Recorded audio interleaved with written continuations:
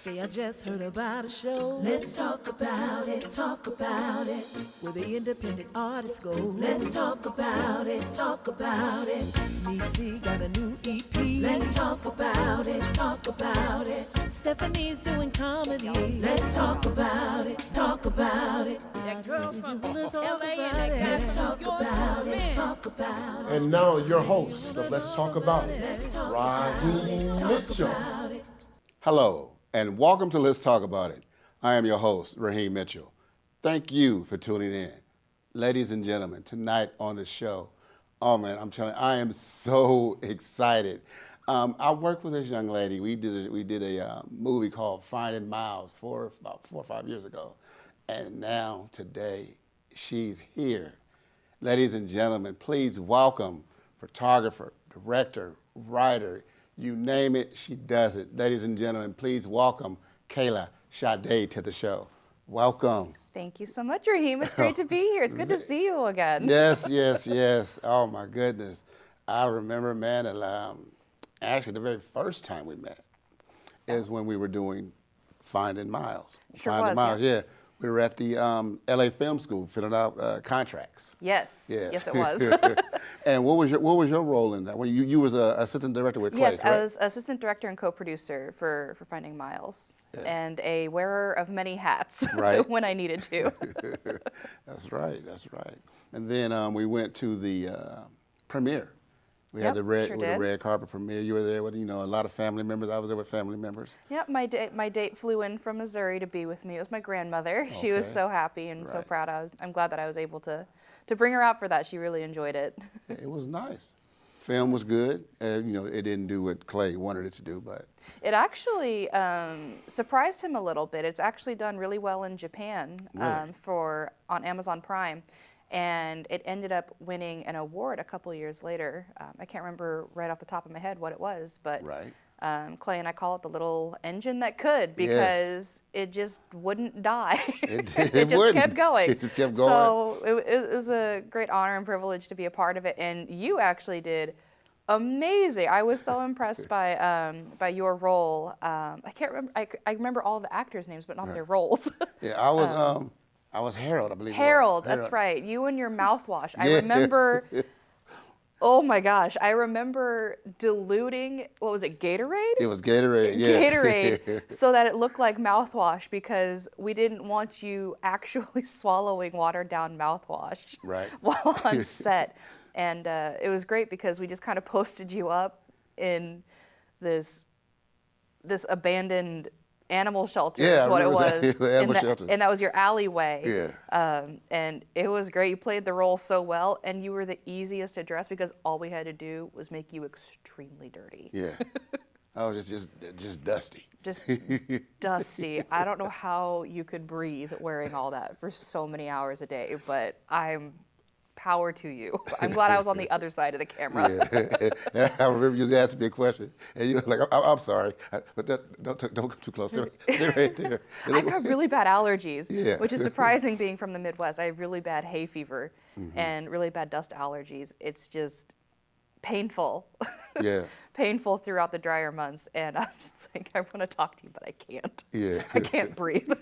You're like, sit right there. Okay, this is what we're doing. Next shot, you're going to tell us. Okay, cool. But another thing I want to congratulate you on, although it's late, but congratulations, because y'all know you're a Kansas City fan to the heart. Yeah. But congratulate you on your Super Thank Bowl you. win about 2 years ago. But Hey, no, that's all right. I know. I remember Chris, yes. who played Big Boss Man that put Darren in jail and Yes. everything, was a player for the Raiders Yes. back in the day. Yes, he was. And he's good friends with Andy Reid, so he had me fangirling a bit, telling me stories about him and Andy Reid and their relationship. It's great, and Chris is just a wonderful guy too. Yes. He's so nice. It was just such a wonderful experience, and being able to see both the Chiefs and the Royals win championships Yes. within my lifetime Right. was amazing, because I know a lot of people that were waiting at least. It was 30 years before the Royals won again, Right. and that was, I believe, the Chiefs' first Super Bowl win. Yes. And their first bid back to the Super Bowl since Super Bowl #1 when they lost to the Packers. Right. Back in the 60s. Yes. A little bit of a sports nerd. Yeah. Oh yeah, I see that. That's all right. You have it going.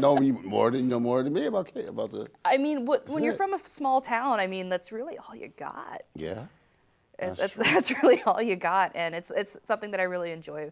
My grandma's a huge sports nut, Right. And those are her teams. You can talk to grandma anytime, except for Sunday after church. If the Right. door is shut, you don't bother her, and you can try talking to her afterwards. Maybe she'll have a voice left. Right. Maybe. In other words, she's gone. She's done. Oh goodness, she's cheering, she's hooting and hollering and screaming. It's awesome, and Right. it's fun to be able to share those moments with my grandma too. When I go back home, of course, that is, Yes. since they live back there still. Right. So you were saying you were at your sister's wedding. So how was that?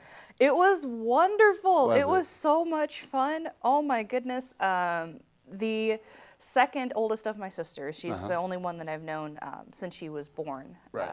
Got married finally. They've been together forever, and there could not be a better match. They're Right. so wonderful for each other. They joke around so much, and finally I have a brother-in-law. I'm really excited about it. He's pretty cool, and he's like a super nerd like I am. Okay. So we get along pretty well, and it helps that he balances Sarah out pretty well. He's Right. got his nerdy side, she's got her nerdy side, so then they can yell at each other about spending money on their nerdy habits. Right.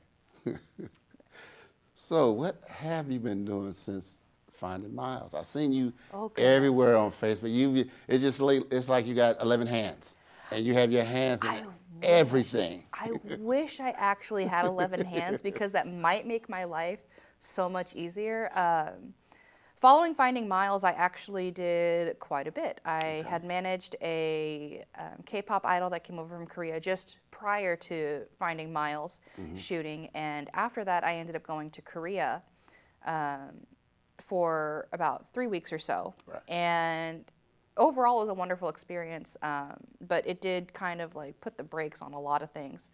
I'm a photographer, I'm a videographer, I do a lot of different creative things because that's just how I'm wired. I always feel best when I'm either using my hands to create things like jewelry or artwork, or I'm editing photos.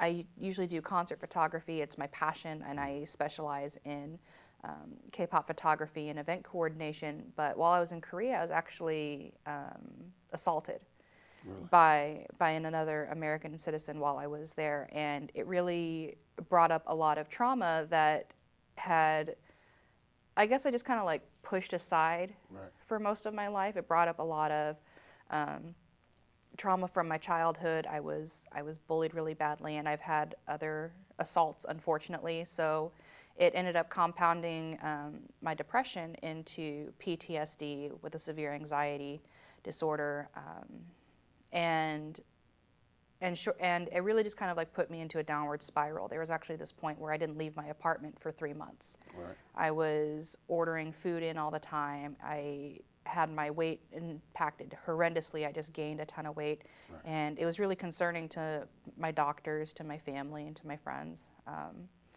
So it's been a really, really tough go about it, especially when I've always been an advocate for mental health. And as I was starting to feel better, I started doing more photography gigs. I worked with a couple of artists that had come to the States. The pandemic hit. Yes. So COVID came in, and it really just brought everything to a grinding halt. Yes. So with me doing K-pop photography, whether it be live events or portraits, once travel shut down Right. or became really difficult, that meant there was no one there for me to shoot. Right. And so it really re-irritated a lot of the things that I was already going through with my depression, and it made it worse. And shortly after the pandemic hit, it was in June, I actually lost my younger cousin to suicide. She had just turned 21. It was 4 days after her 21st birthday, and that really, it's hard. It's really, really hard to lose a family member in such a manner. Right. especially knowing that she was openly battling those kinds of demons as well. So I spent a lot of the pandemic just really being introspective and staying home. I did talk to my family a lot, and what really came down to be like a make or break situation actually was August of last year. I got a call that my dad had tested positive for COVID. Okay. And he was diabetic. He was very much anti-vaccine and everything. And I just begged and pleaded with him, like, I understand you want to trust your immune system, but with you being diabetic and having previous health conditions, nearly losing limbs to diabetes, like, it's something you should really consider. So when I got the call, I just kind of like, my heart sank. And my gut just got twisted into knots. My dad is a truck driver for 22 years over the road, and as soon as I got the call from his fiance that he had tested positive, I called him and I go, "What's your 20?" He goes, "Well, I'm somewhere in Ohio." So it's like, okay. Are you stopped? He goes, "No." So what really irritated me even more, and I knew it wasn't going to end in anything positive, was the fact that my father still had to drive. He still had to make his deliveries. Instead of stopping, quarantining, finding someone else to pick up his load, and finding a hospital or care wherever he was, which I had begged him to do. Instead, they turned him around and brought him 3 days back to Missouri while he was sick. And I was going into town anyway. I'm from Missouri. I flew in to house sit for my grandparents, but my dad got back and he wasn't able to take care of himself. You know, he couldn't breathe, those kinds of things, and he ended up having to go into the hospital. So when he went into the hospital, I was in constant communication with his fiance, and I would not have made it through this without his fiance. She's been absolutely amazing, and we still keep in contact to this day. But they had to call because he needed too much help for the hospital that he was at, which was already 30 minutes away. So they had to call, and again, this was in July and late July and early August of last year. They had to call 7 different states to find him a bed. And they ended up finding one for him in Springfield, Missouri, and it was the last bed that they had available in the COVID wing. So he was there. He had gone through COVID, and when he was deemed, he was no longer convalescent, he was no longer contagious, we were told that we could come down and see him, even though he'd been on the BiPAP. He was on assisted breathing and everything. He was getting better, though. So he was moved up to the ICU unit, which it baffled me that being stepped up to the ICU was a good thing, because until then ICU was like, wow, you're really needing intensive care, since it's called the intensive care unit. And I was like, but I never thought that being sent to the ICU was an upgrade. From the COVID bed up to the ICU, yes, that's a step. Yeah, and it just really kind of put everything into perspective for me on how sick people really were. And they would only allow one person per day to go see him. And my dad's got 14 kids. I'm the eldest that was able to go down there. So I went down with his fiancee, Vanessa, and they let both of us in. They made an exception for us because he had just been moved up to ICU. And the only reason they made the exception was because 30 minutes before we were leaving for our 2.5-hour drive down there, he actually took a really bad turn and ended up having to be put on the ventilator. So the last time I got to see my dad really, or talk to my dad, was through a FaceTime call that the nurses were making for us. So he never wanted me to see him like that, and seeing him on the vent, it was really hard. So 20 days after he had tested positive, he was gone. So he was 49. That's my daddy. He was 49 years old. He left behind 14 kids, a a fiance, grandkids, nieces, nephews, and he was so loved. He was such a light in our family, and really just, it's a massive hole. Yeah. So when he passed, all of those details, all those final arrangements, he didn't have anything done. So I had to take over the helm since I was the oldest child. Since they weren't married, I was considered his next living relative. And having all of these different things like FEMA and the funeral and the headstone and the services, and letting all of the family know, all of his kids coming in from states like Kansas and all over Missouri. My grandparents came up from Florida where they had been vacationing for everything. So it really just took another big hit on my mental health. And it's just been absolutely devastating. I have times where I can talk about him, no problem, and then there are other times where I will scream, yell, just destroy anything and everything around me, or just huddle up in my room and cry. Because, I miss my dad. I mean, he was very young when he had me, and I was his second child, so we really weren't that far apart in age. But losing him actually brought me closer to a lot of my other siblings. So that was one thing he wanted me to promise him, was that I would do everything I could to keep the siblings together, or at least civil. And I was like, I'm one woman, I am not a miracle worker, but I will try my best.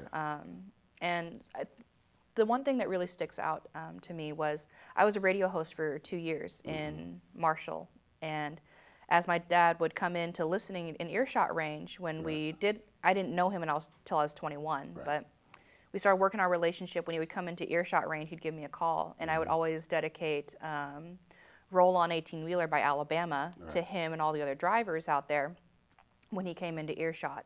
So we asked the nurse while we were in his room if we could play music, and they were like, yeah, of course, absolutely. So it's intense. It's really intense. But we started playing that song, and about 10 to 15 seconds into it, while he was on the vent, he actually opened his eyes and sat up. And was like searching for me, because I was the only one that was our song. So I just saw him, and he looked at his fiance, he looked at me, looked back at Vanessa, looked at me, and I'm like, Daddy, it's okay, I'm right here. I just held his hand, and he just closed his eyes, and he never woke up again. Just a few days after that. He lasted exactly 4 days on the vent, almost to the minute. And calling my siblings was the hardest thing that I've ever done. Since then, though, I've been in therapy. I've been seeking all sorts of help that I can find, because the way that I see it is, if I'm in a car accident and I have trauma to my brain, or I have trauma to a leg or something, I need rehabilitation, I'm going to go to a specialist for that. So when I've got all of this kind of stacking onto my plate, just one after another, and taking on all of these responsibilities that are overwhelming, I'm going to go see a specialist. And I'm really, really here for breaking the stigma on mental health, and doesn't matter if you're male, female, trans, in between, whatever you might be, it's never a bad thing to go and seek help. Especially from people that are professionals and they know what they're doing. And it's okay to not just take the first one that you find, because you're trusting them with your well-being. It's just like finding a primary care doctor. If they don't fit, look for another one. So I've been in pretty intensive therapy now for quite a few months, since the beginning of the year, and it's actually helped me quite a bit. I've been able to get back out there. I actually just had a concert that I shot last night for a hardcore band out of Southern California. And I normally wouldn't have been able to do that, but I was finally able to just step in and just do my thing. And it felt really good, especially knowing that the people that I was with really just kind of like supported me, and were there, like if I wasn't comfortable, they would let me leave, and they're just really understanding. They're really easy to work with. And I love that photo. That's one of my favorites. That's another project that I'm working on. It's called Standoff, and like I told you, I work in K-pop. That's my primary focus. Yeah. Now so, for the people, I'm sorry. Now for Yeah. the people who don't know what K-pop is, can you let them know what K-pop is? Yeah, K-pop. Do you know BTS? I'm totally kidding. Yeah, BTS. That's the three. That's the five. There's 7 of them. 7. Okay. Yeah, but they are the K-pop group that kind of just like broke the world. Okay. And brought K-pop to the mainstream essentially. And K-pop is Korean pop. Okay. So it's a little bit different than Western music. Right. They definitely focus very heavily on choreography, on style, on looks, on performance and everything. But that's just one side of it. There's just as many facets to Korean pop and Korean music as there are to American music. There's R&B, there's hip hop, there's rock, which is my favorite. I love a lot of the bands that use instruments and everything. But I specialize in Asian content with me being half Asian. Right. It's a passion of mine because growing up, I didn't have very many people that looked like me. Right. I looked very different. And in fact, I remember there's a photo of my siblings and I, some of the siblings and I'm the only tan one from my dad's side. I'm the only one that has any color. Right. So being able to find music and kind of like a niche that really fits me and resonates with me, even though I'm not Korean, it was absolutely life-changing for me. And I had originally shot for alternative bands and alternative rock and everything like that, but once I found K-pop, it was an immediate left turn and just rebranding everything. Right. But I've had the privilege of working with some artists, such as Samuel Kim. I did some photos for him here at the Mods Museum here in Los Angeles. It was wonderful. Justin Park. I've been able to meet quite a few people that have really just kind of changed everything for me. Right. And I'm really happy and thankful to be where I'm at because I've actually met a couple of my best friends through K-pop. Okay. So now it's just kind of something that we do together. We work in K-pop, we just love K-pop, and it's a very different environment than going to American or Western shows. Right. It's a very different kind of feeling. And yes, of course, there's drawbacks and everything like that, just like there are with any industry. Right. But it's something that I never would have expected to explode like it has. Yes. Yes. and just kind of like take over everything. But it's really nice to be able to see some sort of like Asian representation on a consistent basis in media, whether it be on television, in music, in magazines even. It's something that I didn't have growing up, with the exception of individuals like Lucy Liu growing up. Right. I loved her. Lucy Liu, Michelle Kwan, and then I also grew up loving Jackie Chan, Bruce Lee, Jet Li. It's nice to be able to see people that are closer to my age doing it and doing it big and then making a massive impact on the way up. And I'd like to be one of them. I know it might take a little while, but I'm okay with that. I'm not in any rush. That's it. Because a lot of people think that it needs to happen like right away, and no, it doesn't. And what I tell everyone they ask me, what should I do? What's this? What's that? And I always tell them, listen, it is a marathon. It's not a sprint. You're not going to get there overnight, because if you did, then we wouldn't have all these other people around here trying to get to where everybody else is getting. But take your time. Make sure you understand everything. That's whatever field you're going into. Make sure you understand everything. Absolutely, and it's a process. Yes. It's a process, and it is. A lot of the most beautiful moments are going to come from getting to where you're going, not reaching that one goal. Because then once you reach that goal, what are you going to do next? That's do you have a goal beyond that? Right. Because if you're so focused on just getting to one specific place, first of all, you may not ever get there. Right. It's a fluid process. Yes. And I'm a firm believer that just because things didn't go as planned, Yeah. it doesn't mean that they didn't work out the way they should have. Right. Which, I mean, I learned that a few years ago, back in 2016. I was actually 3 days away from moving back to Missouri, giving up because I moved here in 2013, Right. in February of 2013, and I was actually homeless for the first 10 months that I was here, bouncing from hotel to hotel. Really? Yes, I sure was. And people will tell me, oh, you're not homeless, you had a hotel. And I was like, you don't understand what I had to do to keep myself in that hotel. Right. I actually had a less than ideal roommate at the time as well. I was Right. working 6 days a week, pulling mostly doubles. And if Right. I didn't have $82.71 a night, I didn't have a place to stay. So there were many nights where I had to choose between having a hotel to sleep in or food. Right. So there were quite a few nights where I just didn't eat because I would rather have Yeah. shelter Oh, yeah. You have in to have Los shelter. Angeles. Yes, than I'll especially, go yeah. a day or two without food, but I'm not going to go without having a roof over my head because you never know what can happen. Right. And so with that, I also had to move every 2 weeks. I came out here with 2 purple totes from Walmart of my belongings. I moved out here and I had the apartment lined up. I had the job lined up. Everything was great until we got here. Right. They had given the apartment away, didn't return my deposit, and then they also gave my job away.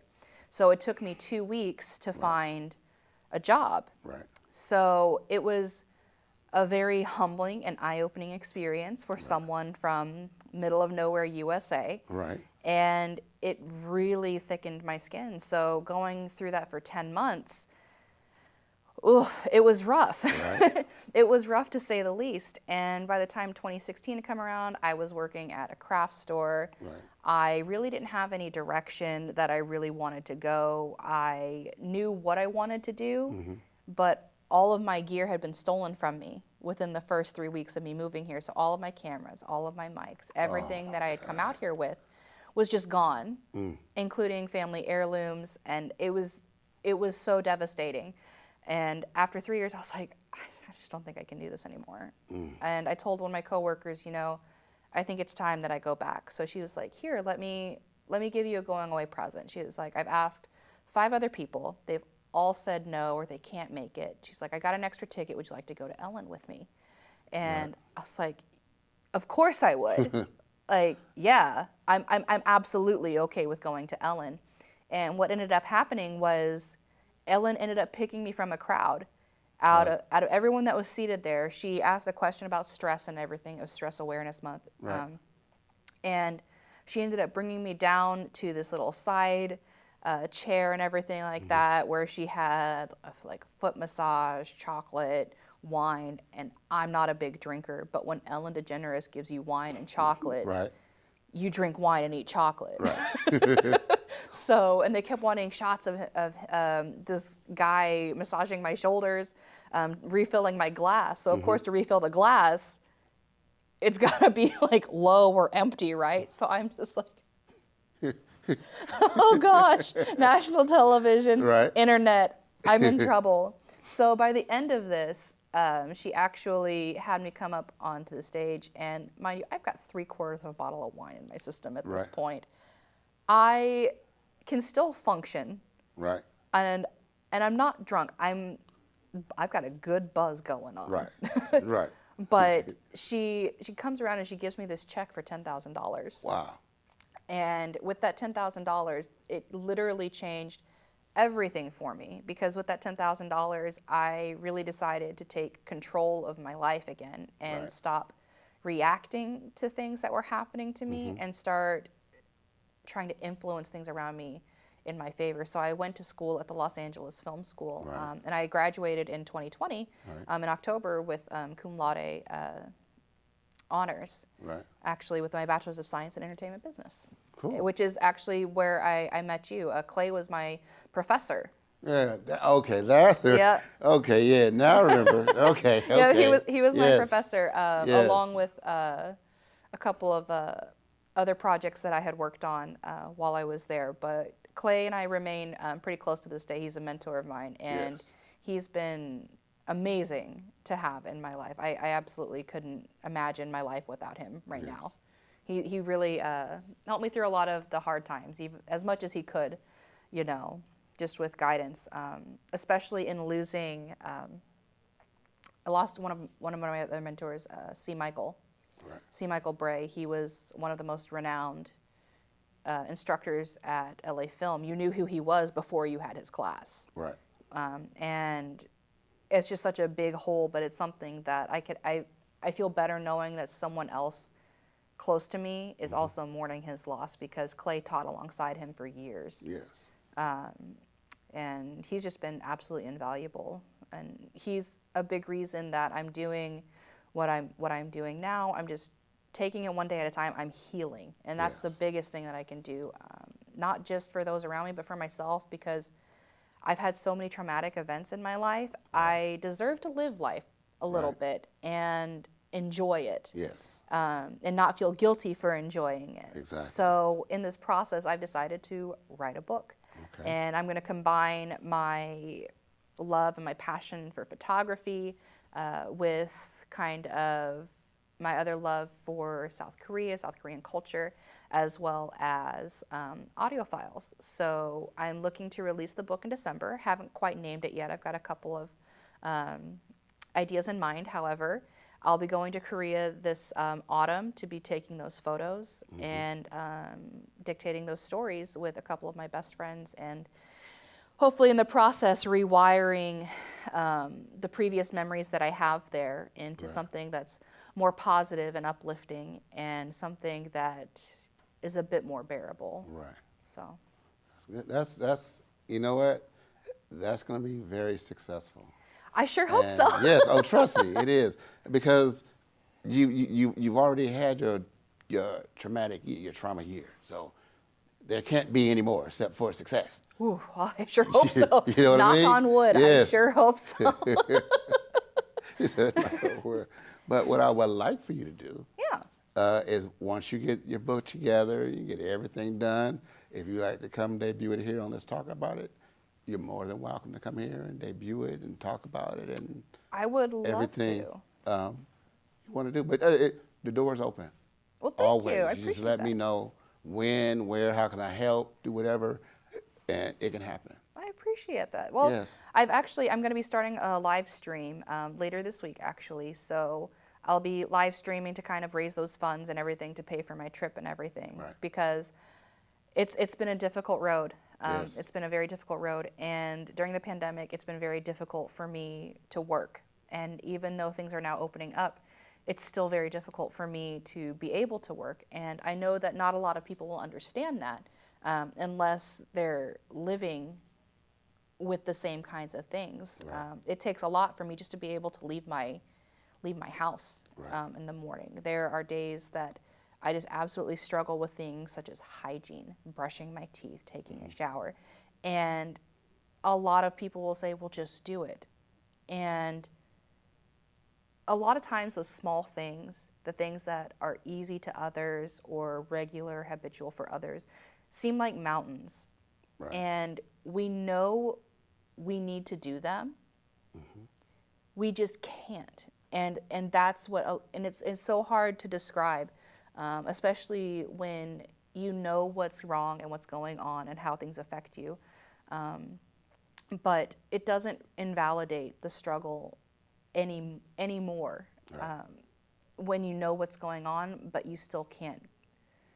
It's still a process to struggle it's and just get something- through. you still at that hump. Exactly. get over, There's so understand. many things like at play Right. that go along inside the psyche. There's different areas and portions of the brain and the consciousness that are at play that a lot of people don't think about. Right. And each one has a different role. I mean, our bodies are essentially factories. I wouldn't say machines because they do break down, you know. Right. I mean, I guess they could be machines. Machines break down all the time. Right. But with all those pieces move and work in different areas and different functions, and one's down, then it affects the Other one. other ones. Yeah, it's just like when you get a flat tire on your car. You've got to go and you've got to fix the flat, right? So if it's something that, say, for instance, you bent your rim and it's not just the tire, It's the you rim. have to fix the rim, not just the tire.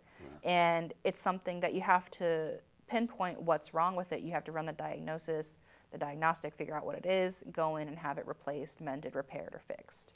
And you want to go to a specialist that does that, because you wouldn't take your tire in to someone that does, like Anything paint. else? Yeah, Yeah, anything else that but does tires. interiors. Yeah, Right. like you're going to want to go to someone that specializes in tires to make sure that it's fixed properly and running the right way. So that's essentially where I'm at right now.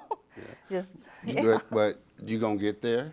Of course I Yeah. am. Oh yeah. Yeah. It's gonna happen. They just gave me the 5-minute wrap-up sign. Okay. So what I would like for you to do is, if you would like to give your platforms on how people can get in touch with you, whether they want you to come out to take photos or something, or just whatever your Absolutely. expertise is, you just go ahead and talk to the camera, this camera here, and give them all your platforms, how they can get in touch with you and things like that. Okay. Well, absolutely. Thank you so much for having me here. It's been an absolute pleasure. Yes. I'm easiest to find on social media at Kayla ShaDay, KaylaShaday, everywhere. That's essentially going to be the easiest way to do it. I'm most active on Instagram. I do keep my Facebook private. I do have a Facebook page on there, though, that I will respond to, that people can find. Or I can actually be reached at Kayla ShaDay at official FITC, OFFICIAL, FITC.com. All right. I'll do photos, videography, advice, whatever it is. All right. Well, ladies and gentlemen, you heard it here. She said she has it. So just give her a call. I mean, not give her a call, but look her, I'm sorry. Just look her up on Facebook. Whatever you do, just to get in touch with her. I just want to tell you, I thank you so much for tuning in to Let's Talk About It. And remember, don't share your 8x10 dream with somebody with a 5x7 mind. My name is Raheem Mitchell. God bless. I'll see you next week. Ladies and gentlemen, Kayla ShaDay, everybody. Let's talk about it.